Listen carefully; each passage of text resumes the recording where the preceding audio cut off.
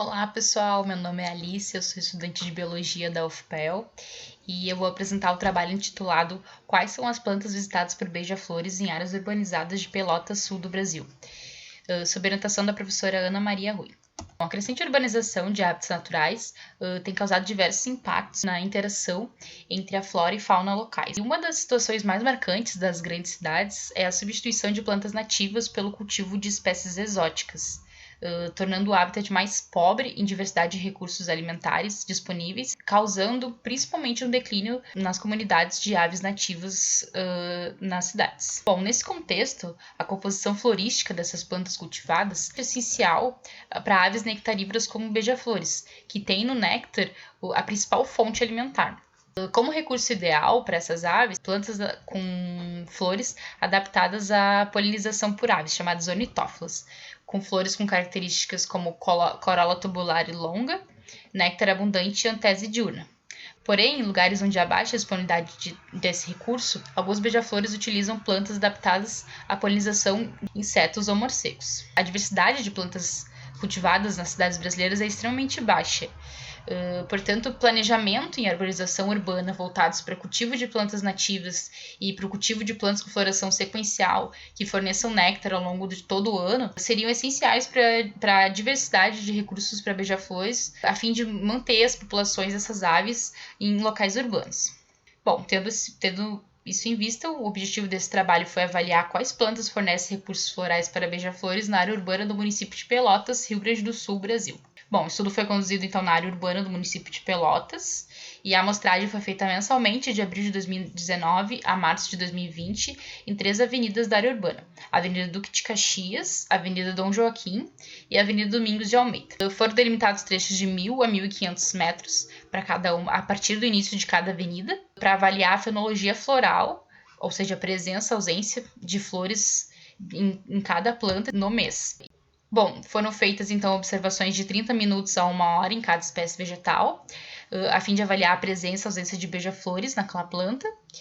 E foram coletadas amostras e fotografadas, amostras de cada planta, para a posterior identificação da espécie, das características por um especialista e descrição das características como síndrome de polinização de cada uma e origem geográfica. Bom, como resultados, então, foram amostradas 26 espécies de plantas utilizadas por beija-flores, distribuídas entre 9 famílias. As mais representativas foram Fabaceae, com 9 espécies, Malvaceae, com 6, e Bignoniaceae, com 4 espécies. Quanto à origem geográfica de cada planta, 11 são consideradas nativas da região sul e 15 são consideradas exóticas.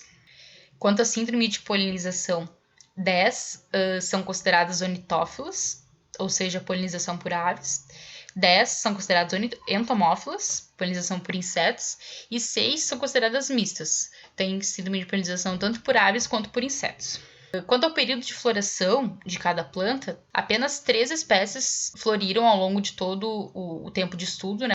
6 espécies floriram durante 6 meses ou mais, e 17 espécies estiveram floridas durante 5 meses ou menos. Dessas 3 espécies que tiveram floridas durante todo o tempo de estudo são Hibiscus rosa sinensis, Malvaviscus arbóreos e Strelitzia reginae. Essas 3 espécies são exóticas, não são nativas aqui nem do sul nem do Brasil, porém as 3 são ornitófilas.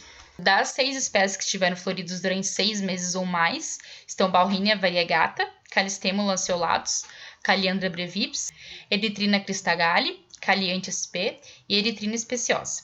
Dessas 6 espécies, Bauhinia variegata, Calliandra brevips e Caliante sp têm síndrome de polinização entomófila e as demais são ornitófilas. Você pode notar então com esses resultados é que, apesar de boa parte das plantas amostradas não serem nativas da região ou não serem ornitófilas, elas forneceram recursos florais ao longo do ano todo para os beija-flores, foram capazes de manter essas populações de beija-flores na cidade.